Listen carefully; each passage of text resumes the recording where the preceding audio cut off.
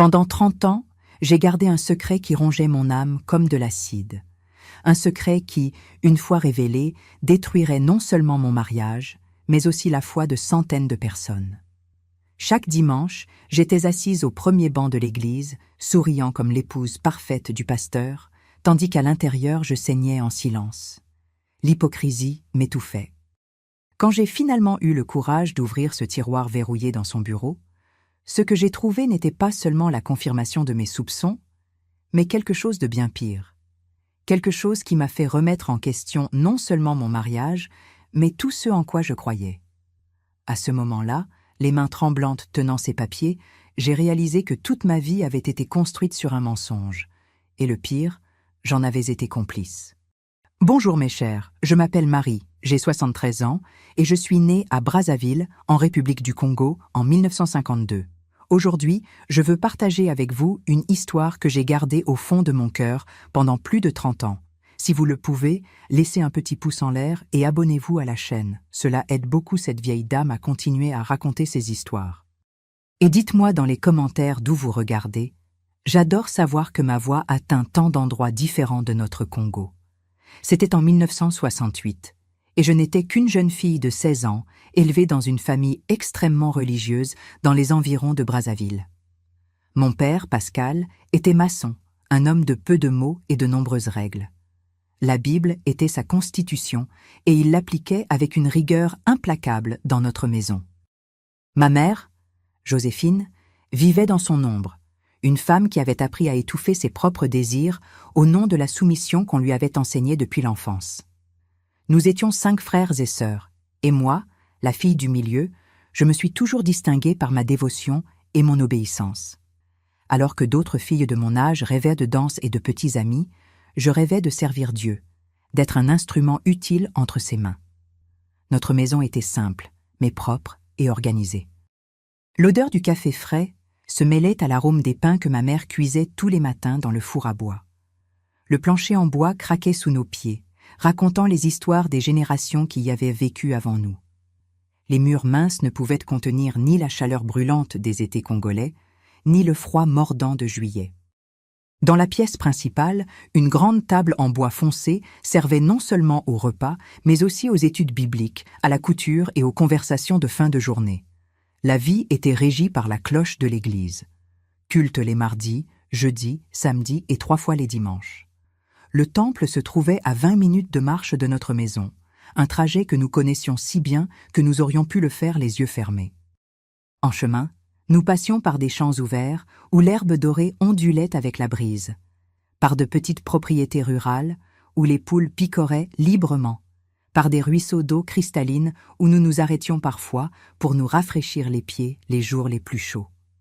L'église elle-même était un bâtiment modeste, peint en blanc, avec de hautes fenêtres qui laissaient entrer la lumière du soleil, illuminant l'intérieur simple mais accueillant. Les bancs en bois, polis par l'usage constant, pouvaient accueillir environ 100 personnes. Sur la chaire élevée, Pasteur Emmanuel, un monsieur aux cheveux grisonnants et à la voix tonitruante, conduisait les cultes avec ferveur et une autorité incontestable. Ses paroles semblèrent venir directement de Dieu, et personne n'osait les remettre en question, encore moins une adolescente timide comme moi. C'est lors d'une retraite spirituelle organisée par l'Église, pendant les vacances scolaires de janvier 1969, que je l'ai rencontré. Gilbert avait 25 ans et venait de terminer le séminaire à Kinshasa. Grand, aux épaules larges et avec un sourire qui semblait illuminer tout l'environnement, il avait été invité comme prédicateur spécial pour l'événement. Sa voix était différente de celle du pasteur Emmanuel, moins autoritaire, plus passionnée. Quand il parlait de l'amour du Christ, ses yeux bruns brillaient d'une manière qui faisait sentir à chaque personne qu'il parlait directement avec elle. Moi, assise au milieu de la congrégation, je sentais mon cœur s'accélérer chaque fois que nos regards se croisaient. « Dieu a un dessein pour chacun d'entre vous », disait-il en marchant dans la salle improvisée de la ferme où se déroulait la retraite. « Un dessein plus grand que vous ne pouvez l'imaginer. Mais pour le réaliser, il faut un abandon total, complet, sans réserve. » Ces paroles résonnaient en moi, nourrissant le désir de servir que je cultivais depuis l'enfance. Quand le culte s'est terminé et que tout le monde s'est levé pour le déjeuner, Je suis restée assise, absorbant l'impact du message. C'est alors qu'il s'est approché. « La parole a touché votre cœur, ma sœur ?» a-t-il demandé, s'asseyant à côté de moi. J'ai rougi instantanément. De près, il était encore plus beau. La peau bronzée par le soleil, les cheveux noirs impeccablement coiffés, une cravate parfaitement alignée malgré la chaleur. « Beaucoup, ai-je répondu, presque dans un murmure. J'ai toujours voulu servir Dieu, mais parfois je me sens insuffisante. » Il a souri, un sourire qui semblait garder tous les secrets de l'univers. « Dieu n'appelle pas les qualifiés, ma sœur, il qualifie les appelés. »« Quel est votre nom ?»« Marie, ai-je répondu, toujours sans pouvoir regarder directement dans ses yeux. « Marie, a-t-il répété, comme s'il savourait chaque syllabe. Un beau nom pour une jeune femme au cœur si dévoué au Seigneur. » Cette conversation, apparemment si simple et brève, a marqué le début d'une transformation dans ma vie. Dans les jours qui ont suivi de la retraite, Gilbert trouvait toujours un moment pour parler avec moi, de la Bible, de mes aspirations, de comment je pourrais mieux servir dans l'église locale. Chaque mot de lui était avidement absorbé par mon cœur juvénile, chaque geste était interprété comme un signe divin. Quand la retraite s'est terminée, j'ai pensé que je ne le reverrais jamais. Après tout, il était de Kinshasa, et moi, d'une petite ville de province. Mais à ma surprise, le dimanche suivant, il est apparu dans notre église. Pasteur Emmanuel l'a présenté comme un jeune prometteur qui passerait quelques semaines avec nous, apprenant et collaborant avec le ministère local. Les quelques semaines se sont transformées en mois. Gilbert a rapidement conquis la sympathie de tous, surtout celle de mon père. Pascal, qui montrait rarement son approbation pour quiconque, surtout pour les hommes qui s'approchèrent de ses filles, semblait enchanté par le jeune séminariste. Il l'invitait à déjeuner chez nous après les cultes du dimanche, discutait de théologie avec lui les mardis soirs et a même commencé à insinuer que Gilberte serait un bon parti pour une jeune chrétienne. Il n'a pas fallu longtemps pour que Gilberte demande la permission de me courtiser officiellement. Mon père, contrairement à sa rigidité habituelle, a accepté avec un sourire fier. Ma mère, toujours silencieuse, s'est limitée à acquiescer, mais ses yeux révélaient une préoccupation que je n'ai pas pu comprendre à l'époque. Aujourd'hui, en regardant en arrière, je me rends compte qu'elle avait peut-être vu quelque chose que nous tous, aveuglés par l'admiration, ne pouvions pas voir. Notre relation amoureuse a été courte et rigoureusement surveillée. Nous n'étions jamais seuls. Il y avait toujours un membre de la famille à proximité, où nous étions dans des lieux publics, principalement à l'église. Les baisers étaient rares et chastes, les conversations tournaient autour de la Bible et des plans pour un futur ministériel conjoint. Gilberte parlait avec enthousiasme de comment nous serions une équipe pour Dieu, moi comme épouse de pasteur, soutenant sa vocation, créant un foyer qui serait un exemple pour la congrégation. « Tu seras ma Priscille », disait-il, faisant référence à l'épouse d'Aquila mentionnée dans le Nouveau Testament, connue pour son rôle actif dans l'Église primitive. Ensemble, nous ferons de grandes choses pour le royaume. En moins de 6 mois, nous étions fiancés. La bague, une simple alliance en or, a été placée à mon doigt lors d'un culte spécial, avec la bénédiction du pasteur Emmanuel et les applaudissements de la congrégation. Je venais juste d'avoir 17 ans, et je croyais fermement que Dieu avait choisi Gilbert pour moi, que notre rencontre n'était pas une coïncidence, mais une providence divine. Le mariage a été fixé pour juin 1970, juste après mon 18e anniversaire. Les préparatifs étaient modestes. Ma famille n'avait pas les moyens de financer une grande célébration et Gilbert, étant un jeune pasteur sans église propre, ne disposait pas non plus de ressources. La cérémonie aurait lieu dans le temple local, suivie d'une petite réception dans la salle sociale de l'église avec du gâteau et des sodas. Ma robe était cousue par ma tante Cécile, une couturière habile qui transformait des morceaux de tissu en véritables œuvres d'art. Dans les semaines précédant le mariage, Gilberte a été invitée à devenir pasteur auxiliaire dans une église à Pointe-Noire.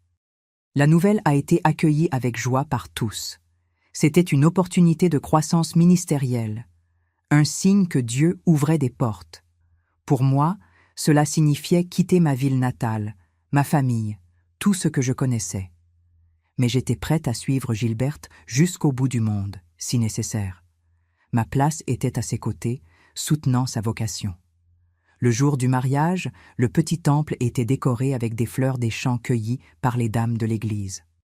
La chorale, composée de jeunes de la congrégation, avait répété des hymnes spéciaux pour l'occasion.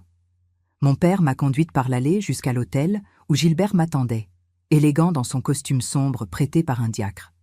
Pasteur Emmanuel a officié la cérémonie avec des paroles solennelles sur la sainteté du mariage, l'importance de la soumission de l'épouse et la responsabilité du mari comme chef du foyer. Quand nous avons prononcé nos vœux et échangé les alliances, j'ai ressenti un mélange d'émotions, joie, nervosité, mais aussi une étrange appréhension que je ne pouvais pas expliquer. Je l'ai attribuée à la crainte naturelle d'une jeune femme sur le point de commencer une nouvelle phase de la vie. Je ne savais pas alors que cette sensation était un avertissement, une intuition de ce qui allait venir. La lune de miel a été brève, seulement 3 jours dans une petite auberge à Dolisie, une ville historique à quelques heures de Pointe-Noire. C'est là que j'ai connu l'intimité conjugale. Une expérience qui, malgré toute la préparation spirituelle sur la sainteté du lit conjugal, a été déconcertante pour une jeune femme élevée avec tant de tabous. Gilbert s'est montré gentil, mais il y avait en lui une urgence qui m'effrayait. Ses yeux, quand il me regardait nu, avaient un éclat différent de celui que je voyais quand il prêchait. Un éclat que, des années plus tard, j'apprendrais à reconnaître comme un désir charnel déconnecté de l'amour. Après la lune de miel, nous nous sommes installés dans une petite maison louée près de l'église où Gilberte travaillerait. C'était une construction simple, avec 2 chambres, un salon, une cuisine et une petite cour où j'ai vite planté un pied de jasmin, dont le parfum me rappelait la maison de mes parents. Les meubles étaient là pour la plupart des dons ou des articles achetés dans des brocantes, une table à manger avec quelques taches d'usage, un canapé à motif floral décoloré, un lit double avec une tête de lit en fer. Je me suis plongée corps et âme dans le rôle d'épouse de pasteur.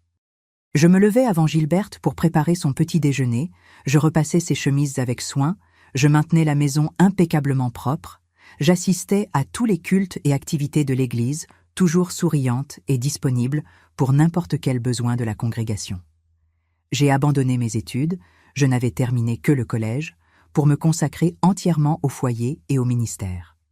J'ai vite assumé des responsabilités dans l'église, leadership du cercle de prière des femmes, enseignement à l'école du dimanche pour enfants, visites aux malades. Tous louèrent ma dévotion et ma maturité, malgré mon jeune âge. Marie est un exemple d'épouse chrétienne, disaient les femmes plus âgées, observant avec approbation ma soumission et mon service constant. Dans les premiers mois, Gilbert semblait satisfait de notre vie. Il rentrait à la maison après le travail à l'église, partageait avec moi les expériences de la journée, nous étudions ensemble la Bible avant de dormir. Les dimanches, après les cultes, nous recevions à la maison des diacres et leurs familles, pour un déjeuner simple mais accueillant. Je m'efforçais d'être l'épouse qu'il méritait, l'aide adéquate pour un homme de Dieu. Cependant, progressivement, j'ai commencé à remarquer des changements subtils. Gilbert devenait plus distant, passait plus de temps à l'église ou en visite pastorale. Quand je l'interrogeais sur ses horaires irréguliers, il répondait avec une irritation croissante. « Le ministère exige des sacrifices, Marie. Tu devrais mieux comprendre cela que quiconque. » Au début de 1971, j'ai découvert que j'étais enceinte. La nouvelle, qui aurait dû être un motif de grande joie, a été reçue par Gilberte avec un enthousiasme forcé qui masquait à peine sa préoccupation. « Un enfant est une bénédiction, a-t-il dit, sans me regarder directement, mais aussi une grande responsabilité. Comment allons-nous subvenir aux besoins d'un enfant avec ce que l'Église nous paie ? C'était une préoccupation légitime, le salaire pastoral était modeste, couvrant à peine nos besoins de base. Mais il y avait quelque chose de plus dans sa réaction, quelque chose que je n'ai pas pu définir à l'époque, mais qui a fait serrer mon cœur. La grossesse a été difficile. Des nausées constantes, de la faiblesse, des complications qui m'ont obligée à rester au repos pendant des semaines. Tandis que je luttais pour maintenir le bébé, Gilberte semblait de plus en plus absent. Les visites pastorales s'étendaient jusqu'à des heures tardives de la nuit. Des réunions de leadership surgissaient soudainement les week-ends. Les voyages pour des conférences dans d'autres villes devenaient fréquents. Paul est né en septembre 1971, après un accouchement compliqué qui a duré presque 20 heures. Gilbert n'était pas présent. Il y avait une urgence à l'église qui exigeait son attention immédiate. Quand il est finalement arrivé à l'hôpital, des heures après la naissance, il apportait un petit ours en peluche et un sourire fatigué qui n'atteignait pas ses yeux. Il a observé le bébé avec une expression plus de résignation que de joie paternelle. Les premiers mois avec Paul ont été solitaires. Moi, une mère pour la première fois, je gérais l'allaitement douloureux, les nuits sans dormir, les coliques intermittentes, presque toujours seule. Gilbert passait de moins en moins de temps à la maison, et quand il était présent, il se montrait impatient avec les pleurs du bébé, irrité par le désordre inévitable qu'un petit enfant cause. « Je ne peux pas travailler avec tout ce bruit », se plaignait-il, rassemblant ses livres et ses notes pour les sermons. « Je vais à l'église, là j'ai la paix pour me concentrer. » La congrégation, qui avait initialement célébré avec nous l'arrivée du fils du pasteur, s'éloignait progressivement. Les visites pour connaître le bébé diminuaient, les cadeaux devenaient rares, les offres d'aide disparaissaient. Il se passait quelque chose d'étrange, quelque chose que moi, isolé à la maison avec un nouveau-né, je ne pouvais pas comprendre totalement. C'est Madame Thérèse, une dame âgée qui fréquentait l'église depuis sa fondation, qui a finalement éclairé la situation. Un après-midi de mars 1972, quand Paul avait déjà 6 mois, elle est apparue à ma porte avec une tarte faite maison et un regard de préoccupation sincère. « Comment vas-tu, ma fille ?» a-t-elle demandé, observant attentivement mon visage pâle, mes yeux marqués par des cernes profondes. « Je vais bien, Madame Thérèse », ai-je répondu automatiquement, le sourire répété d'épouse de pasteur déjà fixé sur mes lèvres. « Juste un peu fatiguée. Vous savez comment c'est ? Les bébés exigent beaucoup d'attention. » Elle a acquiescé, ses yeux ne quittant jamais les miens. « Et Gilbert, comment va-t-il ?»« Occupé, comme toujours, le travail à l'église. »« Marie, » a-t-elle interrompu doucement, plaçant sa main ridée sur la mienne. « Je te connais depuis que tu es petite. Je t'ai vue grandir, devenir une femme de foi. C'est pourquoi je suis ici aujourd'hui. » Mon cœur s'est accéléré. Il y avait quelque chose dans sa voix, un sérieux qui m'a alarmé. « Quelque chose se passe dans l'église, » a-t-elle continué, choisissant soigneusement ses mots. « Des rumeurs sur Gilbert. Normalement, je ne prêterais pas attention aux commérages, mais il y a beaucoup de gens qui disent la même chose. »« Quel genre de rumeurs ?» ai-je demandé, ma voix presque un murmure. Madame Thérèse a respiré profondément. À propos de lui et de Solange, la nouvelle secrétaire de l'Église. Ils ont été vus ensemble, dans des situations qui ne semblent pas appropriées pour un pasteur et son assistante. Solange.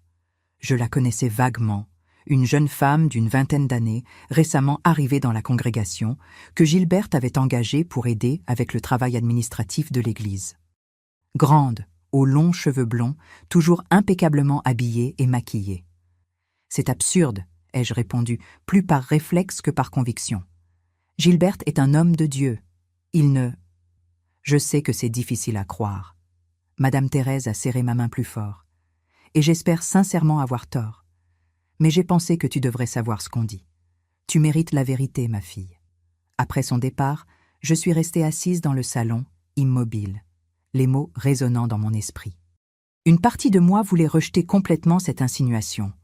Gilbert, mon mari, un pasteur respecté, un homme de Dieu, impliqué avec une autre femme, c'était impensable. Mais une autre partie de moi, une partie que j'essayais de faire taire depuis des mois, reconnaissait que les signes étaient là, les absences inexpliquées, la distance émotionnelle, le désintérêt pour la famille. Cette nuit-là, quand il est rentré tard comme d'habitude, je l'ai observé avec un nouveau regard. J'ai remarqué comment il évitait mon regard, comment il y avait un léger parfum féminin sur sa chemise, comment il vérifiait constamment sa montre, comme s'il était impatient d'être ailleurs. « Comment s'est passée ta journée ?» ai-je demandé, essayant de garder une voix décontractée. « Normal » a-t-il répondu sèchement, se dirigeant vers la salle de bain. « Beaucoup de réunions, des visites, comme d'habitude. »« Madame Thérèse est venue nous rendre visite aujourd'hui » ai-je commenté, observant sa réaction. Il s'est arrêté brièvement, sa main hésitant sur la poignée de la porte de la salle de bain. « Ah bon ? Qu'est-ce que cette vieille fouineuse voulait ?» Le mépris dans sa voix m'a surprise. Madame Thérèse avait toujours été l'une des fidèles les plus respectées de l'Église, une veuve qui contribuait généreusement de son temps et de ses ressources. Juste voir Paul, ai-je menti, testant le terrain. Et elle a dit qu'elle a ressenti ton absence à l'église dernièrement. Gilberte a ri, un son sec et sans humour. L'église compte plus de 200 membres, Marie. Je ne peux pas être partout à la fois. Tu passes beaucoup de temps avec la nouvelle secrétaire, ai-je risqué, le cœur battant si fort que j'étais sûre qu'il pouvait l'entendre. Solange, n'est-ce pas? Elle semble très efficace. Son visage s'est instantanément durci. Qu'est-ce que tu insinues? Rien, ai-je reculé, soudainement effrayé par la froideur dans ses yeux. Je faisais juste un commentaire. Il m'a étudié un moment, puis son visage s'est détendu en un sourire qui n'atteignait pas ses yeux. Solange est une bonne secrétaire, oui, très dévouée au travail de l'Église. Tu devrais t'impliquer davantage aussi, Marie. Rester à la maison tout le temps n'est pas bon pour toi. C'était une manipulation si évidente que j'étais étonnée de ne pas l'avoir remarquée avant. Transformer mon questionnement en une critique envers moi-même, me faire sentir coupable de prendre soin de notre fils pendant qu'il... Que faisait-il exactement? Mes chers qui me suivez jusqu'ici, vous voyez déjà où cette histoire va mener? Parfois les signes sont tous là, mais nous ne pouvons pas les voir, n'est-ce pas? Si cette vidéo vous touche, laissez votre pouce en l'air pour m'encourager à continuer à partager ces souvenirs. Dans les semaines suivantes, j'ai vécu dans un limbe de doute et de déni. Une partie de moi voulait croire que tout n'était que des rumeurs sans fondement, que Gilberte était l'homme intègre que je pensais avoir épousé. Une autre partie accumulait des preuves, le parfum étrange sur ses vêtements, les appels qu'il prenait en privé, les horaires de plus en plus étranges, l'argent qui commençait à manquer à la maison malgré l'augmentation des offrandes à l'église. En mai 1972, j'ai pris une décision. Paul avait une légère fièvre et j'ai dit à Gilbert que je devrais l'emmener chez le médecin le lendemain. Il a acquiescé distraitement, mentionnant qu'il serait occupé avec les affaires de l'église toute la journée. Le lendemain matin, au lieu d'aller chez le médecin, Paul s'était réveillé bien, sans fièvre. J'ai laissé mon fils avec ma voisine, Madame Florence, une dame bienveillante qui s'offrait toujours pour aider, et je suis allée à l'église. C'était un mardi, jour où normalement il n'y avait pas d'activité à part une réunion de prière le soir. L'église devait être vide. Le bâtiment semblait désert quand je suis arrivée. Les portes principales étaient verrouillées, mais j'avais une clé. En tant qu'épouse du pasteur, j'avais besoin d'avoir accès pour préparer le temple pour les cultes et les événements. Je suis entrée silencieusement par la porte latérale qui donnait directement accès au couloir où se trouvait le bureau pastoral. À mesure que je m'approchais de la porte du bureau, j'ai entendu des voix, celle de Gilberte et une voix féminine que j'ai reconnue comme étant celle de Solange. Je ne pouvais pas distinguer les mots, seulement le ton intime, ponctué de rires bas. Mon cœur battait si fort que je craignais qu'il puisse l'entendre. Ma main tremblait en atteignant la poignée. Ce que j'ai vu en ouvrant la porte a confirmé mes pires craintes. Gilbert et Solange, dans une situation qui ne laissait aucun doute sur la nature de leur relation. Quand ils m'ont vu, ils ont figé. Le visage de Solange a pâli, et elle a rapidement essayé de se recomposer. Gilbert, après le choc initial, a pris une expression que je n'oublierai jamais, pas de honte ou de regret, mais d'irritation froide, comme si j'étais un inconvénient, une interruption indésirable. « Marie », a-t-il dit, avec un calme qui m'a glacé jusqu'aux os. « Qu'est-ce que tu fais ici ?» La question était si absurde, si complètement décalée de la réalité de la situation, que pendant un moment, je suis restée sans voix. C'était moi qui aurais dû poser des questions, exiger des explications. Mais il était là, le pasteur, l'homme de Dieu, me demandant ce que je faisais là, comme si j'étais l'intruse, la transgresseuse. Ma voix affaiblit. Des larmes ont commencé à couler sur mon visage. « Comment as-tu pu ?» Solange a profité du moment pour s'échapper, murmurant des excuses inaudibles en passant rapidement devant moi, évitant mon regard. Je suis restée seule avec Gilbert, qui maintenant ajustait calmement sa chemise, comme si nous étions sur le point d'avoir une conversation décontractée sur le temps. « Tu n'aurais pas dû venir sans prévenir », a-t-il finalement dit, s'asseyant à son bureau comme si rien ne s'était passé. « C'était imprudent de ta part. »« Imprudent » ai-je répété, incrédule. Je viens de trouver mon mari, un pasteur, avec une autre femme dans le bureau de l'église, et tu me traites d'imprudente? Il a soupiré, comme s'il avait affaire à un enfant difficile. Marie, tu es dramatique. Ce que tu as vu, ce n'est pas ce qu'il semble. Solange était émotionnellement bouleversée. Elle avait besoin de conseils pastoraux. Je la consolais simplement. Le mensonge était si flagrant, si insultant pour mon intelligence, que j'ai senti une vague de colère remplacer le choc initial. Ne me mens pas, Gilbert. N'ose pas utiliser le nom de Dieu pour couvrir ça. Quelque chose a changé dans ses yeux alors. Le masque de calme affable a glissé, révélant quelque chose de dur et froid en dessous. Fais attention à ce que tu dis, Marie. Tu es l'épouse du pasteur. Ton comportement se reflète sur moi et sur le ministère. Ministère? Le mot est sorti comme un cri étranglé. Quel genre de ministère est construit sur des mensonges et l'adultère? Il s'est levé brusquement, sa taille soudainement intimidante. Baisse ta voix, les murs ont des oreilles. Tu veux détruire tout ce que nous avons construit? Tu veux scandaliser l'Église? Je pensais que tu étais plus intelligente. Ce que nous avons construit, ai-je répété, sentant chaque mot comme un couteau. Qu'avons-nous exactement construit, Gilbert? Un mariage basé sur des mensonges, une Église dirigée par un hypocrite? Son visage s'est durci. Tu es hystérique. Rentre à la maison, occupe-toi de ton fils. Nous parlerons de cela plus tard, quand tu seras plus rationnel. C'est à ce moment-là, étant congédiée comme une employée incompétente, que j'ai réalisé l'étendue de la manipulation que j'avais subie pendant des années. Comment avais-je permis à cet homme de façonner ma réalité, de définir ma valeur, de contrôler ma perception? Je suis sortie de l'église me sentant à la fois brisée et étrangement légère, comme si un poids dont je ne savais même pas qu'il existait avait été enlevé. Les larmes brouillaient ma vision, tandis que je marchais dans les rues familières vers la maison de Madame Florence pour chercher mon fils. Quand je suis arrivée à la maison, Paul dans mes bras, une décision commençait à se former dans mon esprit. Je ne pouvais pas continuer à vivre ce mensonge. Je ne pouvais pas rester mariée à un homme qui non seulement me trompait, mais qui utilisait la foi et le nom de Dieu pour couvrir ses transgressions. Je ne voulais pas que mon fils grandisse en voyant ce modèle de masculinité, cette distorsion de ce que signifie être un homme, un mari, un leader. J'ai commencé à préparer mes affaires et celles de Paul, planifiant de retourner chez mes parents. Ce ne serait pas facile. Mon père, avec sa rigidité religieuse, me blâmerait probablement pour l'échec du mariage. Ma mère, toujours soumise, ne s'opposerait pas ouvertement à lui. Mais il valait mieux affronter leur jugement que de continuer à vivre cette farce. J'étais au milieu des préparatifs quand Gilbert est arrivé, bien avant ce que j'attendais. Son visage, normalement contrôlé, montrait des signes de panique en voyant les valises à moitié faites sur le lit. « Qu'est-ce que tu penses faire ?» a-t-il demandé, bloquant la porte de la chambre. « Je m'en vais, » ai-je répondu, étonnamment calme.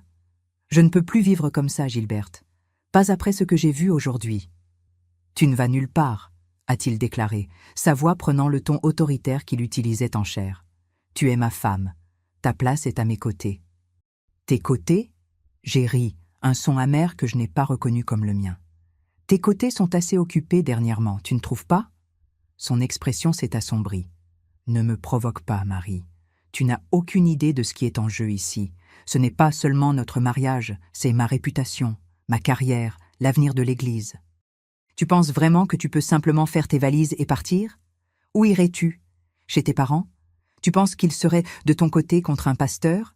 Tu penses que quelqu'un te croirait? » Ces mots m'ont frappé comme un coup de poing dans l'estomac, parce que j'ai reconnu la vérité en eux. Dans notre communauté, la parole d'un pasteur avait un poids absolu. Qui croirait une jeune épouse perturbée contre le témoignage d'un homme de Dieu respecté? Même en ayant vu de mes propres yeux, ce serait ma parole contre la sienne, et je savais qui gagnerait cette bataille. Ce qui s'est passé aujourd'hui était une erreur, a-t-il continué, sa voix s'adoucissant en réalisant que ses paroles avaient eu un effet. Un moment de faiblesse. Je suis humain, Marie. Les hommes ont des besoins qui parfois, depuis la grossesse, tu t'es éloigné. Tu t'es concentré uniquement sur le bébé. Un homme a besoin de se sentir désiré, valorisé. L'audace de me blâmer pour sa trahison était si absurde que j'ai presque ri. Je m'étais éloignée parce que je portais son enfant, parce que j'étais nauséeuse et épuisée, parce qu'après l'accouchement je saignais et essayais d'apprendre à allaiter un nouveau-né qui pleurait toute la nuit. Et tout cela tout en maintenant la maison fonctionnelle, en cuisinant ses repas, en lavant et repassant ses vêtements, en souriant à la congrégation. « S'il te plaît, a-t-il continué, s'approchant de moi avec les mains tendues en supplication. Pense à Paul. Il mérite de grandir avec un père et une mère. Pense à la congrégation. Combien de personnes perdraient la foi si elles savaient? Certaines âmes seraient perdues à jamais à cause d'un seul moment d'erreur. Voilà la manipulation suprême. Utiliser Dieu, utiliser des âmes éternelles, utiliser notre Fils pour justifier son comportement. Et le pire, c'est que ça fonctionnait. Je sentais la détermination vaciller en moi. Et s'il avait raison? Et si c'était vraiment juste une erreur, une tentation momentanée? La Bible n'enseignait-elle pas sur le pardon, sur donner une seconde chance? N'y avait-il pas des histoires de grands hommes de Dieu qui étaient tombés et avaient été restaurés? Cela n'arrivera plus jamais, a-t-il promis, voyant mon hésitation. Je vais renvoyer Solange dès demain. Je passerai plus de temps avec toi et Paul. Nous serons la famille que nous devrions être. Juste, donne-moi cette chance, Marie, s'il te plaît. J'ai regardé mon fils dormant paisiblement dans son berceau, inconscient du drame qui se déroulait autour de lui. J'ai pensé à mes parents, à comment ils réagiraient à une fille divorcée. J'ai pensé à la congrégation, aux personnes qui admiraient notre famille comme un exemple. J'ai pensé à moi-même, sans formation, sans expérience professionnelle, sans argent propre. Où irais-je? Comment subviendrais-je aux besoins de mon fils? Une chance, ai-je finalement dit, les mots laissant un goût amer dans ma bouche. Mais si cela se reproduit, Gilberte, je jure devant Dieu que je partirai et j'emmènerai Paul avec moi. Il a souri, ce sourire charmant qui m'avait conquise des années auparavant, et m'a serré dans ses bras. Cela n'arrivera plus jamais, je promets. Tu es la seule femme que j'aime, la seule que je veux à mes côtés. Tandis qu'il m'entourait de ses bras, j'ai senti quelque chose mourir en moi. Peut-être était-ce l'innocence, peut-être la confiance, ou peut-être simplement l'amour. Quoi que ce soit, je ne l'ai jamais complètement récupéré. Les mois suivants ont été d'une paix tendue et artificielle. Gilberte a vraiment licencié Solange, citant une réorganisation administrative comme motif officiel. Il a passé plus de temps à la maison, jouait avec Paul, m'aidait occasionnellement avec les tâches ménagères, apportait de petits cadeaux, des fleurs, des chocolats, une fois même une nouvelle robe. Aux yeux de tous, nous étions à nouveau le couple parfait, la famille pastorale exemplaire. Mais quelque chose s'était irrémédiablement brisé. Je souriais, remplissais mon rôle, participais aux activités de l'Église, mais une partie de moi était toujours vigilante, toujours observatrice, toujours méfiante. Chaque fois qu'il était en retard, chaque appel répondu en privé, chaque sourire dirigé vers une femme de la congrégation, tout devenait motif d'anxiété et de suspicion. À la fin de 1972, Gilbert a reçu une invitation à devenir pasteur titulaire dans une église plus grande, dans un quartier plus central de Pointe-Noire. C'était une promotion significative, avec un meilleur salaire et plus de prestige. L'église comptait plus de 300 membres, un temple récemment construit, des départements actifs de jeunes, de femmes et d'évangélisation. Le déménagement devait être un nouveau départ pour nous, une meilleure maison, de nouvelles personnes, la distance du lieu de la trahison. Peut-être, ai-je pensé avec espoir, pourrions-nous vraiment reconstruire notre mariage loin des ombres du passé. Dans les premiers mois dans la nouvelle église, Gilbert semblait rajeuni. Ses sermons étaient plus passionnés, son enthousiasme était contagieux. La congrégation l'adorait, et par extension, moi et Paul. Nous étions invités à dîner chez les diacres, nous recevions des cadeaux généreux, nous étions traités avec déférence et respect. Extérieurement, tout semblait parfait. En 1974, je suis tombée enceinte à nouveau. Malgré l'expérience traumatisante de la première grossesse et du postpartum, une partie de moi espérait qu'un nouveau bébé pourrait solidifier la réconciliation, rapprocher davantage Gilberte de la famille. Hélène est née en novembre de cette année-là, une fille en bonne santé, aux joues roses et aux yeux curieux. Gilberte était présent à l'accouchement cette fois, tenant ma main et pleurant quand il a entendu le premier cri de sa fille. « Elle est parfaite », a-t-il dit, embrassant mon front en sueur, « comme toi, mon amour. » Pendant un bref moment, j'ai ressenti un aperçu de ce que nous avions été, de ce que nous aurions pu être si les circonstances avaient été différentes. Mais la sensation n'a pas duré longtemps. Peu après la naissance d'Hélène, Gilberte est revenue à ses vieux schémas, absence inexpliquée, excuses sur les engagements ministériels, distance émotionnelle. La différence, c'est que cette fois, je n'étais plus la jeune naïve d'avant. J'ai appris à observer, à relier les points, à reconnaître les signes. Et il y avait des signes partout. Un rouge à lèvres qui n'était pas le mien sur le col de sa chemise. L'odeur d'un parfum différent quand il rentrait tard. Des reçus de restaurants où nous n'étions jamais allés ensemble. Des appels secrets. Des sourires intimes échangés avec la nouvelle pianiste de l'église, une veuve séduisante dans la trentaine. Mais je ne confrontais pas. Plus maintenant. Au lieu de cela, j'ai commencé à me préparer silencieusement pour l'inévitable. J'ai commencé à économiser de petites sommes d'argent du ménage, les cachant dans un double fond que j'avais créé dans une vieille boîte à biscuits. J'ai commencé à suivre un cours de couture par correspondance, utilisant le nom de ma mère pour recevoir le matériel, justifiant à Gilberte que c'était juste un passe-temps pour passer le temps pendant que les enfants dormaient. J'ai commencé à construire un réseau de soutien parmi certaines femmes de l'Église sans révéler mes problèmes conjugaux, bien sûr, mais en cultivant des amitiés qui pourraient être utiles quand le moment viendrait. En 1976, je suis tombée enceinte pour la 3e fois. Ce n'était pas prévu. Gilbert et moi avions à peine de l'intimité à cette époque, mais un rare moment de réconciliation a abouti à Joseph, né en décembre de cette année-là. 3 enfants en 5 ans. J'étais épuisée, physiquement et émotionnellement, mais aussi plus forte, plus résiliente, plus déterminée à protéger mes enfants à tout prix. L'Église continuait de croître sous le leadership charismatique de Gilbert. En 1978, nous avions plus de 500 membres. Les offrandes augmentaient, de nouveaux départements étaient créés, le nom du pasteur Gilbert devenait connu dans les cercles évangéliques à travers Pointe-Noire et au-delà. Il a commencé à être invité à prêcher lors de conférences dans d'autres villes, parfois restant absent pendant des jours ou même des semaines.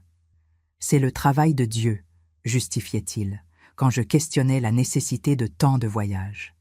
Je ne peux pas refuser l'appel simplement parce que tu te sens insécure. C'est pendant l'un de ces voyages, en mai 1979, que j'ai trouvé les premières preuves concrètes de ces transgressions financières. Gilberte avait oublié de verrouiller son bureau à la maison avant de partir pour une conférence à Kinshasa. Poussée par une curiosité que je ne pouvais pas expliquer, je suis entrée dans la pièce interdite. Au début, il n'y avait rien de spécial. Des livres théologiques, des sermons imprimés, des correspondances de l'Église. Mais j'ai alors remarqué que l'un des tiroirs du bureau était légèrement entrouvert. À l'intérieur, j'ai trouvé un cahier de comptabilité qui ne ressemblait à rien de lié à l'Église. En feuilletant les pages, j'ai découvert des registres méticuleux de dépôts sur un compte bancaire que je ne connaissais pas. Des sommes considérables, bien au-dessus de ce que notre budget familial permettrait d'économiser. Dans le même tiroir, j'ai trouvé des relevés bancaires, des reçus d'achat de biens qui n'étaient jamais apparus dans notre maison. Une montre en or, un costume italien, même le paiement initial d'un appartement dans un quartier huppé de Pointe-Noire.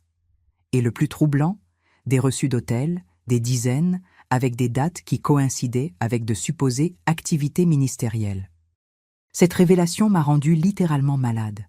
J'ai passé toute la nuit à vomir, tremblant de fièvre qui ne venait pas d'une infection, mais de la pure angoisse de réaliser l'étendue de la trahison. Ce n'était pas seulement l'adultère, c'était de la malhonnêteté à tous les niveaux.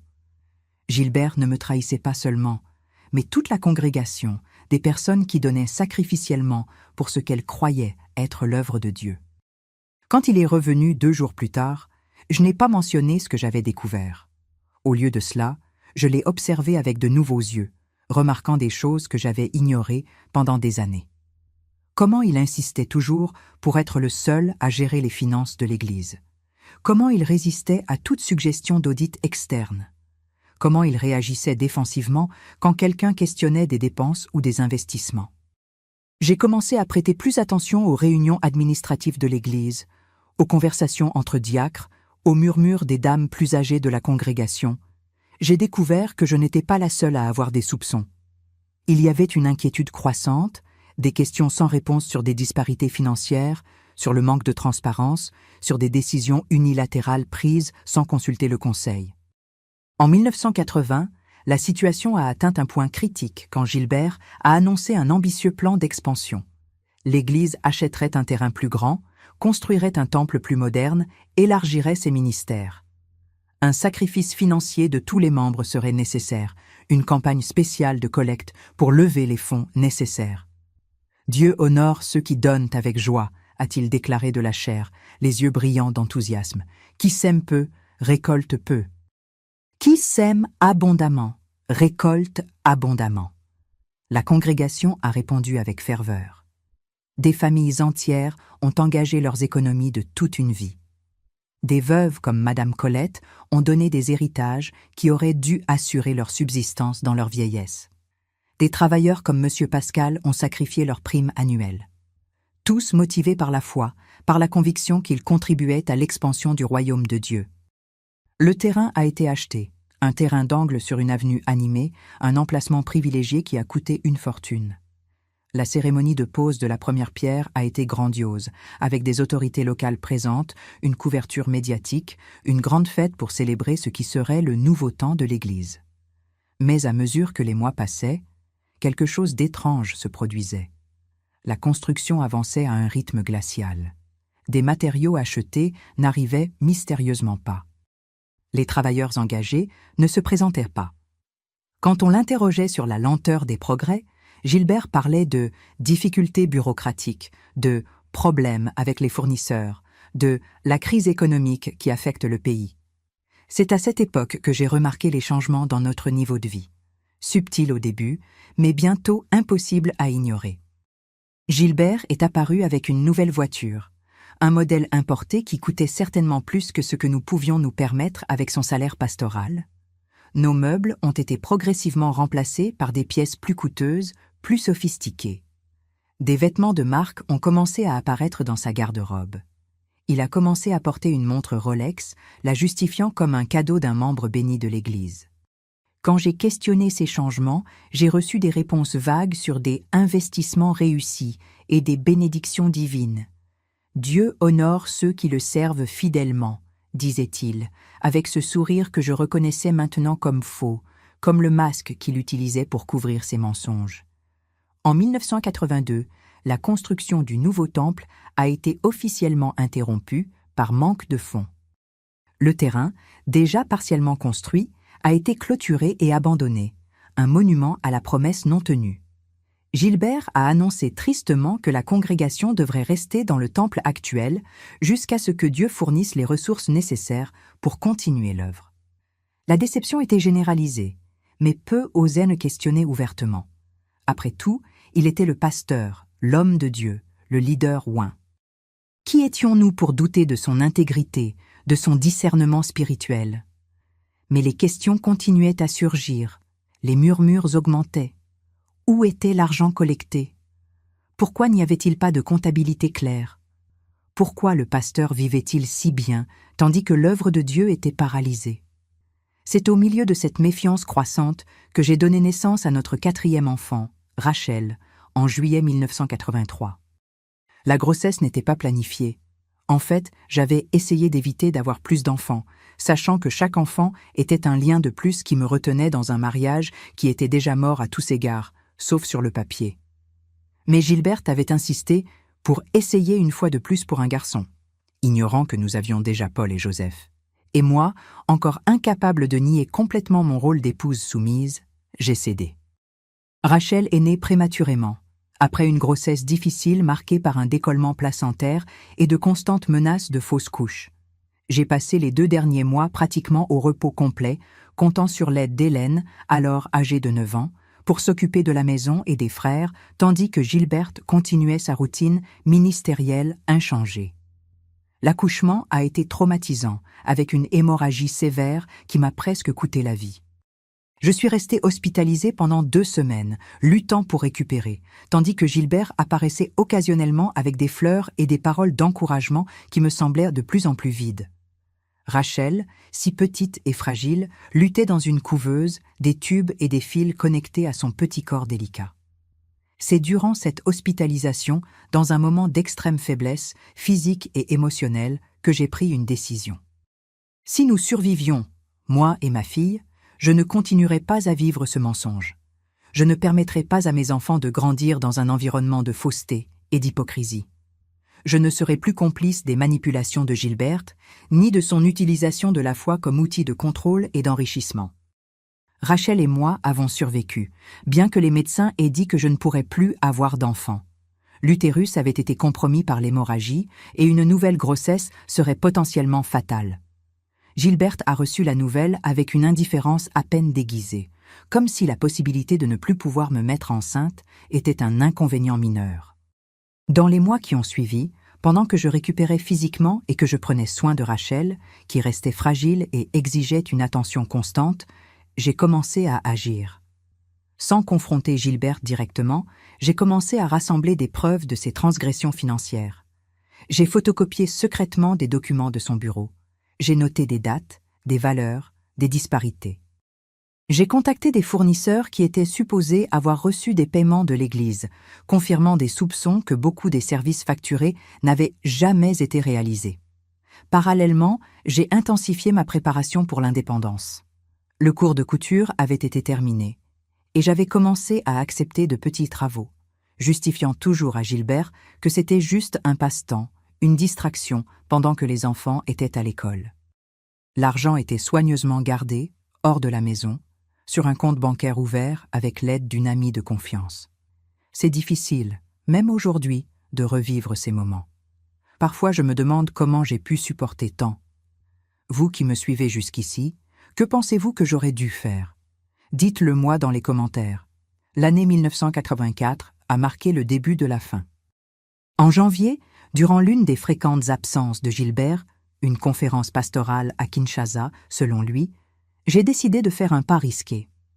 Avec l'aide de Joseph, alors âgé de 9 ans, j'ai organisé les documents que j'avais collectés et j'ai convoqué une réunion avec les 5 diacres les plus anciens de l'Église, des hommes que je connaissais depuis des années et en l'intégrité desquels j'avais confiance.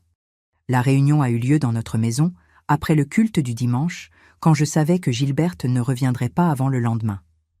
D'une voix tremblante mais déterminée, j'ai présenté les preuves, des relevés bancaires montrant des transferts suspects, des reçus de dépenses personnelles payés avec l'argent de l'Église, des contrats falsifiés, des factures dupliquées, un schéma clair de détournement systématique qui remontait à des années.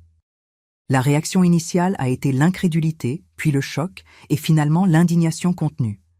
Ces hommes, qui avaient dédié leur vie à l'Église, qui avaient aveuglément fait confiance à leur pasteur, se voyaient maintenant confrontés à des preuves irréfutables qu'ils avaient été trompés. Le silence qui a suivi mon exposé était plus éloquent que n'importe quel mot. « Pourquoi nous montrez-vous cela maintenant, sœur Marie ?» a finalement demandé M. Robert, le diacre le plus âgé, un homme de 70 ans qui avait aidé à fonder l'Église des décennies auparavant. « Parce que je ne peux plus être complice, » ai-je simplement répondu. « Parce que vous méritez de connaître la vérité. Parce que l'argent qui a été détourné n'était pas seulement de l'argent, c'était des sacrifices, c'était des expressions de foi, c'était des ressources qui devaient servir au prochain et non financer le style de vie et les vices d'un homme. » « Et les autres femmes ?» a demandé M. Antoine, un autre diacre d'une voix basse. « Les rumeurs, sont-elles vraies ?» J'ai acquiescé, incapable d'élaborer. Ce n'était pas nécessaire. Les reçus d'hôtel, les dépenses pour des cadeaux coûteux pour des femmes qui n'étaient pas son épouse, parlèrent d'eux-mêmes. « Que comptez-vous faire ?» a demandé M. Daniel, le plus jeune des 5, connu pour son tempérament explosif, mais qui à ce moment maintenait un calme surprenant. « Je pars », ai-je répondu, la décision cristallisée dans l'acte même de la prononcer. « Je vais emmener mes enfants et commencer une nouvelle vie loin d'ici. » Je ne peux plus vivre ce mensonge. Ils se sont regardés, une communication silencieuse passant entre eux. Puis M. Robert a parlé à nouveau, avec l'autorité de celui qui a assez vécu pour distinguer clairement le bien du mal. « Nous ferons ce qui doit être fait dans l'Église », a-t-il dit. « Quant à vous et aux enfants, pouvons-nous aider, d'une manière ou d'une autre ?» Cette offre simple, venant d'un homme qui venait de découvrir qu'il avait été trompé pendant des années, m'a profondément touché. C'était un rappel que, malgré les actions de Gilberte, il y avait encore une bonté authentique, une foi authentique, des personnes disposées à aider sans rien attendre en retour. « Merci », ai-je répondu, sentant des larmes dans les yeux. « Mais j'ai déjà fait mes préparatifs. J'ai juste besoin que vous compreniez. Que vous ne me jugiez pas pour partir. » « Juger ?» Monsieur Antoine a tristement secoué la tête. « Sœur Marie, vous avez montré plus de courage chrétien aujourd'hui que beaucoup d'entre nous dans toute une vie. Que Dieu vous accompagne et vous protège. » Quand ils sont partis, j'ai senti comme si un énorme poids avait été soulevé de mes épaules. La vérité avait été dite. Ce qui se passerait ensuite était hors de mon contrôle, mais j'avais fait ma part. Gilbert est revenu le lendemain, apparemment sans se douter de rien. J'ai continué avec ma routine normale, préparant les repas, prenant soin des enfants, participant aux activités de l'église, mais intérieurement, j'étais dans un état d'alerte constant, attendant l'inévitable confrontation. Elle est venue 3 jours plus tard, quand Gilberte a été appelée à une réunion extraordinaire du conseil de l'église. Il est revenu des heures plus tard, le visage tordu par une fureur qu'il n'avait jamais montrée si ouvertement. « Qu'as-tu fait » a-t-il exigé, claquant la porte avec tant de force que les cadres sur les murs ont tremblé. Les enfants, effrayés par le bruit, ont couru vers leur chambre. « As-tu idée de ce que tu as causé ? Des années de travail, des années à construire ma réputation, et tu détruis tout en une nuit. » « Je n'ai rien détruit, » ai-je répondu, gardant la voix basse pour que les enfants n'entendent pas. « J'ai simplement montré la vérité. Si cela détruit ta réputation, la faute n'est pas la mienne, c'est la tienne. » Il a avancé vers moi, les poings serrés, les yeux injectés. Pendant un moment terrible, j'ai pensé qu'il m'agresserait physiquement. Mais il s'est arrêté à quelques centimètres de moi, respirant lourdement. « Ils veulent un audit, » a-t-il dit entre ses dents. « Un foutu audit des comptes de l'Église. Tu sais ce que cela signifie? As-tu idée des conséquences ?»« Je sais parfaitement, » ai-je répondu, nous surprenant tous les deux par mon calme. « Cela signifie qu'il y aura enfin des comptes à rendre, que la vérité sortira complètement. »« Et tu penses que tu sortiras indemne de cela ?» Sa voix était maintenant un chuchotement dangereux. « Tu es ma femme. Tout ce que j'ai est aussi à ton nom. Si je tombe, tu tombes avec moi. » C'était une tactique d'intimidation à laquelle je m'attendais. Mais il se trompait sur un détail crucial. J'avais soigneusement vérifié nos registres financiers. La plupart des biens acquis avec de l'argent détourné, l'appartement, la voiture de luxe, les comptes à l'étranger, étaient exclusivement à son nom. J'avais gardé mon nom propre, délibérément. « Fais ce que tu penses être le mieux, Gilberte, » ai-je dit, refusant de montrer tout signe de peur. « Mais les enfants et moi quittons cette maison demain. Ce mariage est terminé. » Il a ri, un son froid et dépourvu d'humour. « Tu penses que tu peux simplement me quitter, après tout ce que j'ai fait pour toi ? Une femme sans éducation, sans carrière, avec 4 enfants à nourrir ? Tu ne tiendrais pas 1 mois dehors sans moi. » Ces paroles étaient calculées pour blesser, pour diminuer, pour me faire douter de ma capacité. Des paroles qui, des années auparavant, auraient fonctionné. Mais plus maintenant. « J'ai déjà fait mes préparatifs, » ai-je répondu. « Ne t'inquiète pas pour nous. Inquiète-toi du conseil et de l'audit. Je crois que tu auras beaucoup à expliquer dans les prochains jours. » Il a continué à parler, alternant entre menaces, supplications et accusations. Mais j'avais intérieurement déconnecté. Après des années à vivre avec ces manipulations, j'avais développé la capacité de créer une barrière mentale contre ces paroles. Je l'ai laissé épuiser sa colère, sachant que chaque minute qui passait le rapprochait davantage de l'inévitable règlement de compte.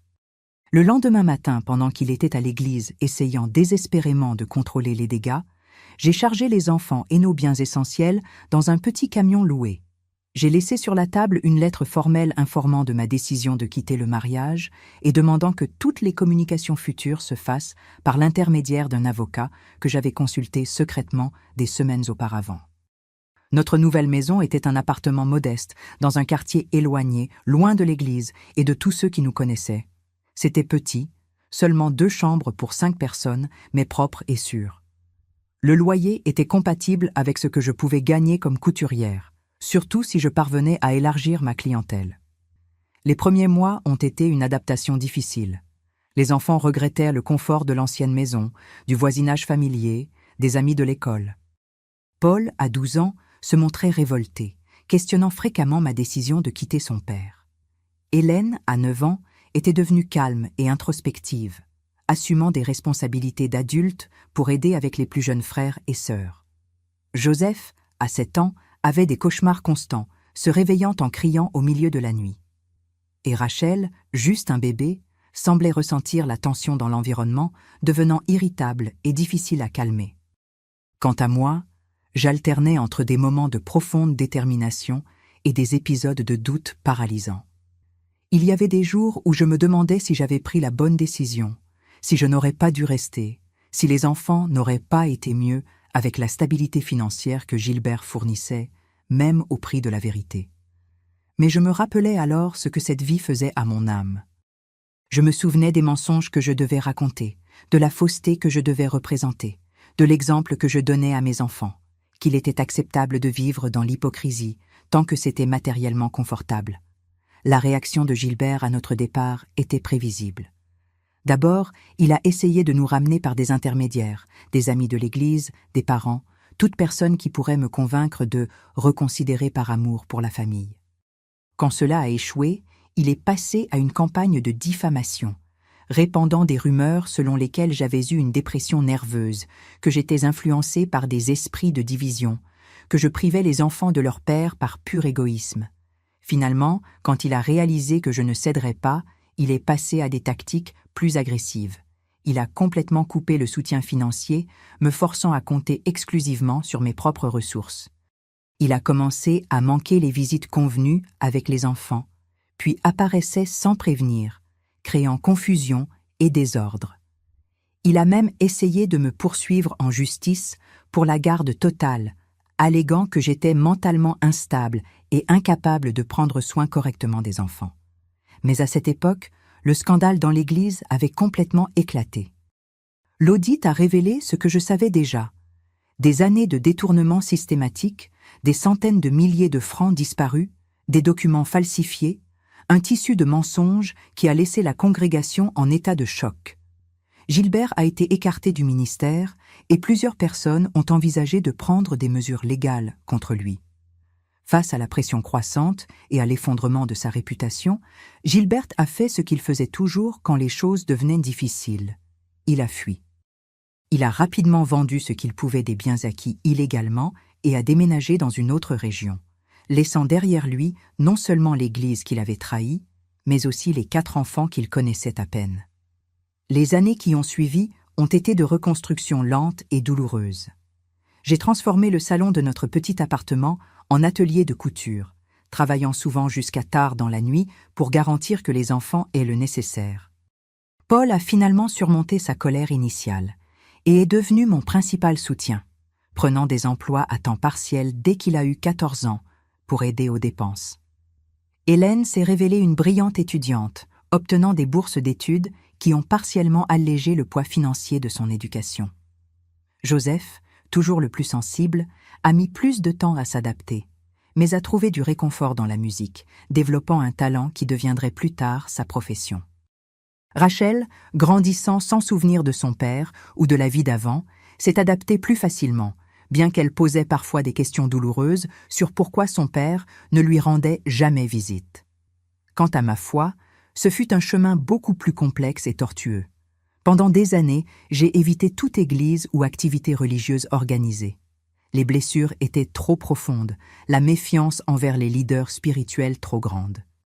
L'hypocrisie dont j'avais été témoin de près m'a fait questionner non seulement l'authenticité des personnes religieuses, mais les fondements même de la foi qui avaient guidé toute ma vie. Il y avait des nuits où, après que les enfants s'endormaient, je m'asseyais seule sur le petit balcon de notre appartement, regardant le ciel étoilé, et demandais en silence « Où étiez-vous quand tout cela arrivait? Pourquoi avez-vous permis qu'un homme comme lui parle en votre nom, trompe tant de gens, cause tant de souffrances ?» Je n'ai jamais reçu de réponse directe à ces questions. Mais, progressivement, j'ai commencé à séparer Dieu des personnes qui prétendaient le représenter. J'ai commencé à comprendre que la faute n'était pas dans la foi elle-même, mais dans la façon dont elle était manipulée et déformée par des individus pour leurs propres fins. J'ai commencé à chercher ma propre relation avec le divin, sans intermédiaire, sans rituels élaborés, sans besoin de validation externe. Mon atelier de couture a modestement prospéré. Ce qui a commencé comme des travaux simples, ourlets, ajustements, petites réparations, a évolué vers des robes de fête, des costumes sur mesure, même des robes de mariée. J'ai développé une réputation de qualité et d'honnêteté, et bientôt j'avais plus de travail que je ne pouvais en gérer seule. En 1987, j'ai embauché ma première assistante, Florence, une jeune mère célibataire qui avait été abandonnée par son mari dans des circonstances pas très différentes des miennes. Dans les années qui ont suivi, l'entreprise a grandi davantage. J'ai loué un petit espace commercial, mais bien situé, près du centre de Pointe-Noire. Atelier Marie est devenu synonyme d'élégance accessible, de travail méticuleux et de services personnalisés. Mes clientes n'étaient pas seulement des femmes riches, bien que certaines l'étaient, mais des travailleuses, des enseignantes, des secrétaires, des femmes de classe moyenne qui économisaient pour avoir une pièce spéciale pour des occasions importantes. Avec la croissance de l'entreprise sont venues des améliorations de notre situation financière. Nous avons déménagé dans un appartement plus grand, où les enfants avaient enfin un espace adéquat.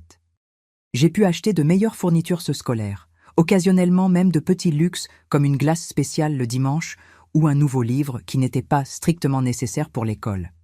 Nous n'avons jamais été riches, mais la préoccupation constante de savoir comment nous paierions le loyer ou achèterions de la nourriture a progressivement diminué. En 1990, j'ai reçu des nouvelles de Gilberte pour la première fois depuis des années. Paul, maintenant âgé de 19 ans et étudiant à l'université, a été contacté par un ancien membre de l'Église qui avait déménagé à Kinshasa. Gilberte était apparu là-bas, avait fondé une nouvelle congrégation, s'était remarié avec une femme beaucoup plus jeune et avait recommencé son cycle de manipulation et d'exploitation. L'histoire était si similaire qu'elle aurait été comique si ce n'était pas si profondément triste. Le même charisme, les mêmes promesses, le même appel aux dons sacrificiels, le même enrichissement personnel aux dépens de la foi des autres. Paul voulait le confronter, voyager jusque-là et exposer ses mensonges à la nouvelle congrégation. J'ai dû le dissuader, expliquant que certaines personnes ne changent simplement pas, que certaines leçons doivent être apprises directement, que ce n'était pas notre responsabilité de sauver des gens qui n'avaient pas demandé d'aide. Ce fut une conversation difficile, voyant l'indignation justifiée sur le visage de mon fils, mais reconnaissant aussi la futilité d'une intervention qui serait probablement rejetée par ceux qui avaient déjà été conquis par le charme de Gilbert. En 1992, un événement inattendu a changé une fois de plus le cours de notre histoire familiale. Hélène, alors âgée de 18 ans et fraîchement admise à la faculté de droit, a reçu une lettre de Gilberte. C'était la première communication directe de lui en presque une décennie. La lettre était un étrange mélange d'auto-justification, de demandes voilées de pardon et de tentatives d'établir un contact. Elle mentionnait vaguement le repentir et le désir de renouer, mais sans assumer de responsabilité concrète pour ses actions ou offrir quelque type de réparation. Hélène m'a apporté la lettre, confuse et perturbée. « Que dois-je faire, maman ?» a-t-elle demandé, ses yeux cherchant des conseils. C'était une question impossible. En tant que mère, je voulais protéger ma fille de plus de douleur. Mais en tant que personne qui avait durement appris l'importance de l'autonomie, je savais que je ne pouvais pas, ni ne devais, prendre cette décision pour elle. « Que veux-tu faire ?» ai-je demandé en réponse. « Que dit ton cœur ?»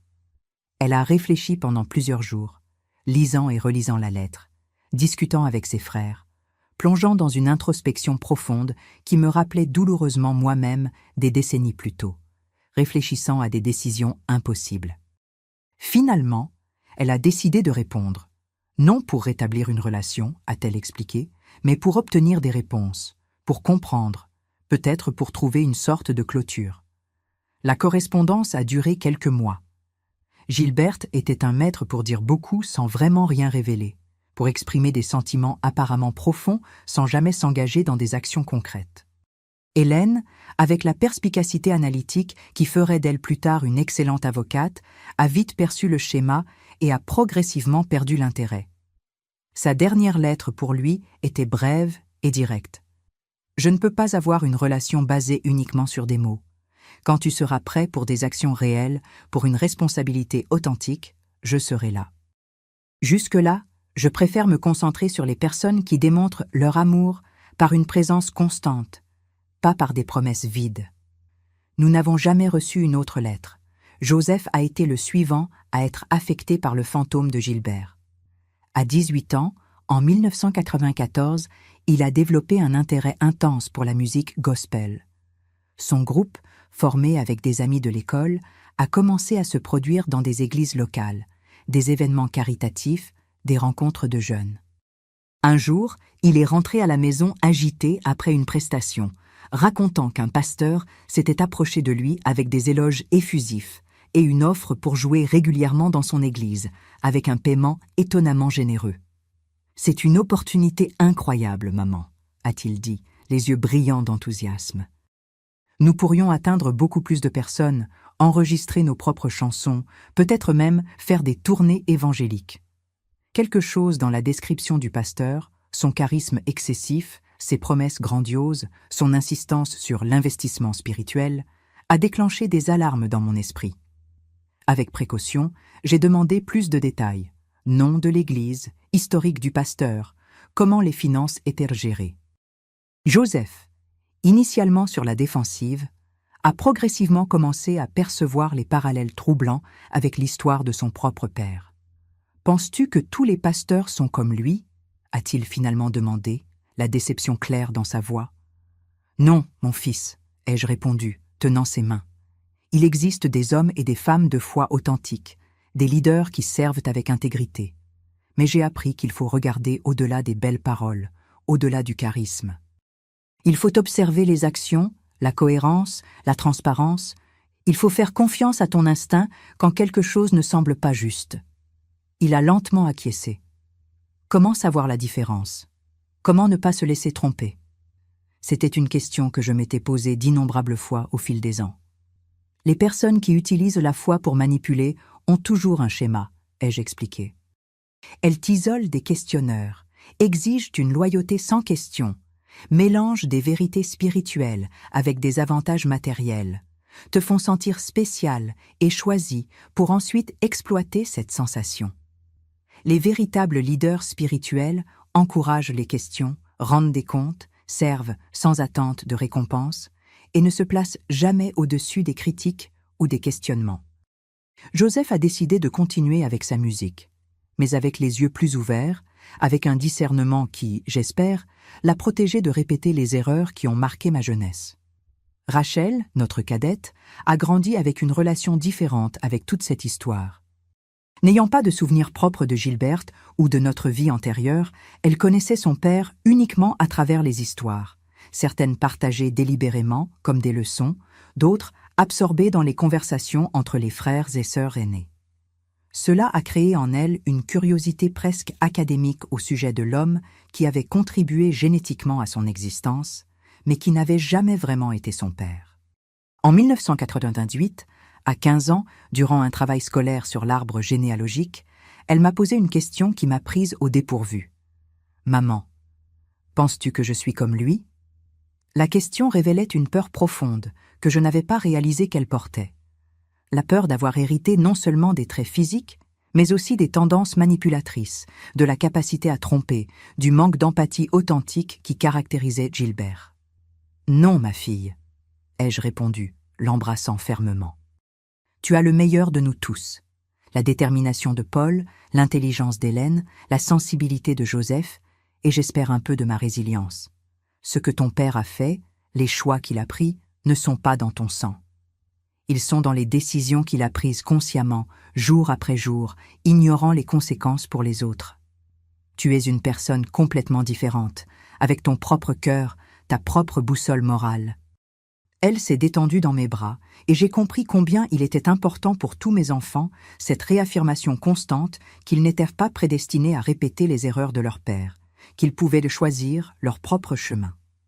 Les années 2000 ont apporté de nouveaux chapitres pour notre famille. Paul a obtenu son diplôme d'ingénieur et a déménagé à Brazzaville, où il a construit une carrière solide. Hélène, déjà avocate établie, a épousé un professeur d'université et m'a donné mes premiers petits-enfants. Joseph a continué avec sa musique, ouvrant finalement un studio qui est devenu une référence à Pointe-Noire. Et Rachel, la cadette surprenante, a obtenu son diplôme en psychologie et a décidé de travailler spécifiquement avec des femmes en situation de vulnérabilité. Un domaine qu'elle m'a dit une fois avoir choisi à cause de ton histoire, maman. Quant à moi, j'ai vendu l'atelier en 2005, à 53 ans, à l'une de mes assistantes les plus dévouées. Pas par nécessité, mais par désir de changement. Je voulais du temps pour accompagner la croissance de mes petits-enfants, pour voyager occasionnellement, de petits voyages à travers le Congo qui auparavant semblaient des luxes inaccessibles. Je voulais principalement du temps pour réfléchir, pour écrire, pour organiser l'histoire d'une vie qui, malgré ses douleurs, avait abouti à des réalisations dont j'étais fière. En 2010, j'ai reçu une nouvelle qui a rouvert de vieilles blessures. Gilbert était décédé, victime d'une crise cardiaque foudroyante à 66 ans. L'information est venue par un ancien membre de l'Église qui gardait encore contact avec Paul. Selon cet informateur, Gilbert avait continué son schéma jusqu'à la fin, fondant des églises, exploitant des fidèles, se mariant et divorçant plusieurs fois, toujours avec des femmes progressivement plus jeunes. Au moment de sa mort, apparemment, il était pratiquement seul, éloigné même de sa dernière épouse et sans contact avec aucun des enfants qu'il avait eus dans ses mariages ultérieurs. La nouvelle a provoqué diverses réactions chez nos enfants. Paul s'est montré indifférent, affirmant que Gilbert était mort pour lui bien avant, quand il avait abandonné la famille.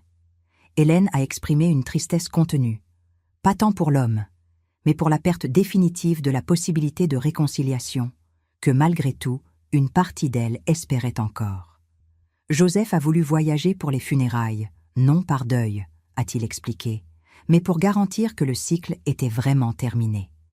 Rachel, étonnamment, a été celle qui a exprimé le chagrin le plus authentique, non pour le père qu'elle n'a pas connu, mais pour l'homme qui n'a jamais réussi à trouver la paix ou l'authenticité dans sa propre vie. Quant à moi, j'ai ressenti un étrange mélange d'émotions. Il ne restait plus d'amour, pas même de colère active. Ces sentiments avaient été traités au cours de décennies de réflexion et de croissance. Ce que j'ai ressenti était une sorte de tristesse philosophique pour le gaspillage d'une vie, pour le potentiel non réalisé, pour les vies qui auraient pu être touchées positivement si Gilbert avait utilisé ses dons, et il en avait beaucoup, pour servir authentiquement au lieu d'exploiter. Aucun de nous n'a assisté aux funérailles. Au lieu de cela, nous nous sommes réunis chez moi quelques jours plus tard, partageant non seulement des souvenirs, mais des réflexions sur la façon dont l'ombre de Gilbert avait façonné nos vies, pour le meilleur ou pour le pire. Paul a parlé de comment l'absence d'un modèle masculin positif l'avait amené à être un père extrêmement présent pour ses propres enfants. Hélène a réfléchi à comment l'expérience de grandir dans un foyer brisé par le mensonge lui avait fait valoriser l'honnêteté par-dessus tout dans ses relations. Joseph a partagé comment la musique était devenue son refuge et, éventuellement, sa forme d'expression la plus authentique. Et Rachel, avec la perspicacité de sa formation en psychologie, a observé comment chacun de nous avait, à sa manière, transformé le traumatisme en croissance. Ce fut une soirée de larmes, oui, mais aussi de rire et principalement de gratitude pour le voyage partagé, pour la famille que nous avions construite malgré, ou peut-être à cause de, tous les obstacles. À ce moment de ma vie, je ne savais vraiment pas si je pourrais continuer. L'incertitude était ma seule compagne constante. Avez-vous déjà ressenti cette peur de l'inconnu? Laissez votre cœur dans les commentaires si ce récit vous touche. Aujourd'hui, à 73 ans, je regarde en arrière avec une clarté que seul le temps peut apporter. Je vois une jeune naïve de 16 ans, élevée pour croire que sa valeur résidait dans le fait d'être une épouse soumise, une aide silencieuse pour un homme qui était censé parler au nom de Dieu. Je vois les années de doute, de déni, de tentatives désespérées de maintenir une façade de perfection, tandis que tout s'écroulait à l'intérieur. Je vois le moment de rupture, douloureux mais nécessaire, quand j'ai finalement trouvé le courage d'affronter non seulement la vérité sur mon mariage, mais sur moi-même. Et je vois ce qui est venu après, la lutte quotidienne pour élever 4 enfants seuls, les nuits de travail jusqu'à l'épuisement, les larmes silencieuses après que tous dormaient. Mais je vois aussi les petites victoires. Le premier mois où j'ai pu payer toutes les factures sans aide extérieure, la fierté de voir mon nom sur l'enseigne de l'atelier, la construction progressive d'une vie qui était authentiquement la mienne. Je vois mes enfants, non seulement comme ils sont aujourd'hui, des adultes accomplis avec leurs propres familles et carrières, mais à chaque étape de leur développement. Je vois Paul apprenant à faire du vélo sans le père pour le tenir, Hélène faisant ses propres tresses parce que j'étais trop occupée à coudre, Joseph composant sa première chanson sur la guitare d'occasion que nous avions achetée dans une brocante, Rachel étudiant avec une détermination de fer pour obtenir la bourse qui rendrait l'université possible. Je vois les soirées de jeux de société autour de notre petite table à manger, les Noëls modestes mais joyeux, les remises de diplômes célébrées avec des gâteaux faits maison et beaucoup d'amour, les anniversaires où le cadeau était souvent simplement du temps de qualité ensemble. Je vois une famille qui n'a pas été définie par l'absence d'un père, mais par la présence constante d'amour, de respect et d'honnêteté. Si je pouvais remonter le temps et parler à cette Marie de 16 ans, je lui dirais de faire plus confiance à son intuition, de ne pas soumettre son intelligence et son discernement à l'autorité des autres, simplement parce qu'ils occupent des positions de pouvoir. Je dirais que la soumission n'est pas la même chose que l'annulation, que la vraie foi n'exige pas une cécité délibérée, que l'amour authentique ne demande jamais que vous vous diminuiez pour que l'autre puisse grandir. Je dirais que le chemin serait difficile, oui, plus difficile qu'elle ne pourrait l'imaginer, mais qu'il y aurait de la beauté dans le voyage, de la force dans le processus, de la joie dans les petites réalisations. Que chaque larme versée, chaque nuit sans sommeil, chaque sacrifice fait en vaudrait la peine en voyant 4 enfants devenir des adultes intègres, compatissants et authentiques. Par-dessus tout, je lui dirais que la vraie foi, pas la religion institutionnalisée, pas les rituels vides, pas l'obéissance aveugle à des leaders autoproclamés, mais la véritable connexion avec le divin, survivrait à toutes les tempêtes. Qu'après la déception, après la colère, après le questionnement nécessaire, viendrait une spiritualité plus profonde, plus personnelle, plus authentique. Une foi basée non sur la peur du châtiment ou la promesse de récompense, mais sur l'amour authentique, la recherche de la vérité, la compassion pour les autres. Mon histoire n'est pas unique. Il y a des femmes partout au Congo, partout dans le monde, vivant des situations similaires, prises dans des mariages contrôlants, manipulées par des hommes qui utilisent la religion comme outil de pouvoir, étouffant leur propre voix au nom d'une soumission mal comprise. Pour ces femmes, je veux dire, il y a une vie au-delà. Il y a une force en vous que vous ne connaissez peut-être pas encore. Il y a un avenir possible où vous êtes les protagonistes de vos propres histoires, pas seulement des personnages secondaires dans l'histoire de quelqu'un d'autre. Le chemin n'est pas facile, et chaque situation est unique. Il n'y a pas de formule magique, pas de solution instantanée. Mais il y a de l'espoir. Il y a une possibilité. Il y a un lendemain où la douleur d'aujourd'hui ne sera qu'un souvenir, une leçon, peut-être même une source de sagesse pour aider d'autres qui viendront après. Si mon histoire touche ne serait-ce qu'une seule personne, si elle aide ne serait-ce qu'une seule femme à trouver le courage de chercher la vérité et l'authenticité dans sa propre vie, alors chaque larme versée, chaque nuit d'insomnie, chaque moment de doute aura valu la peine.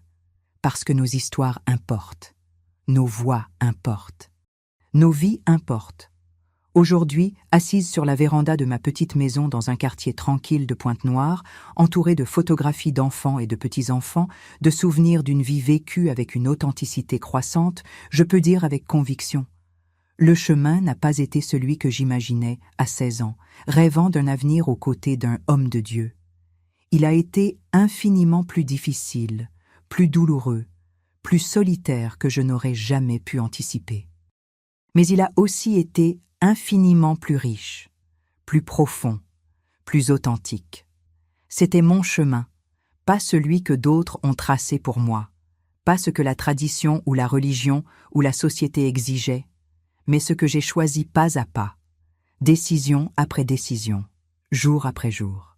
Et dans ce choix, dans cette authenticité durement gagnée, j'ai trouvé une liberté que la jeune Marie pouvait à peine imaginer. Si vous regardez cette vidéo et vous vous identifiez à n'importe quelle partie de mon histoire, je veux que vous sachiez, vous n'êtes pas seul. Votre voix compte, votre vérité compte. Votre chemin, aussi difficile qu'il puisse sembler maintenant, peut mener à des lieux de beauté, de force et de paix que vous ne pouvez pas encore entrevoir. Ayez courage. Faites un pas à la fois. Et rappelez-vous qu'à la fin, la vie authentique, même avec toutes ses difficultés, est infiniment plus précieuse qu'un mensonge confortable. Merci d'avoir écouté mon histoire. S'il vous plaît, laissez vos commentaires, partagez vos propres expériences si vous vous sentez à l'aise, et n'oubliez pas de vous abonner à la chaîne pour plus d'histoires qui, j'espère, pourront apporter du réconfort, de la réflexion ou simplement la certitude que nous ne sommes pas seuls dans nos voyages, aussi singuliers qu'ils puissent paraître. Que Dieu bénisse chacun d'entre vous avec le discernement pour reconnaître la vérité, le courage pour la vivre et la paix pour accepter que, parfois, le chemin le plus difficile est aussi le plus nécessaire. Une dernière réflexion avant de vous quitter. Pendant des années, j'ai considéré mon histoire comme celle d'un échec, un mariage raté, un foyer défait, des rêves de jeunesse brisés. Aujourd'hui, je la vois comme une histoire de sauvetage, de moi-même, de mes enfants, de la possibilité de générations futures libres du cycle de manipulation et de mensonges. Je la vois comme une histoire de foi authentique émergeant des cendres d'une religiosité vide. Je la vois comme une histoire d'amour. Pas l'amour romantique idéalisé de ma jeunesse, mais l'amour plus profond et véritable pour mes enfants, pour moi-même et pour la vérité qui, comme promis dans les Écritures que j'étudie et valorise encore, nous a vraiment libérés. Que votre propre voyage, quel qu'il soit, vous mène toujours vers une vérité plus profonde, un amour plus authentique, une foi plus authentique. Parce qu'au final, ce sont les seules choses qui importent vraiment. Avec toute mon affection et ma gratitude pour votre attention, Marie.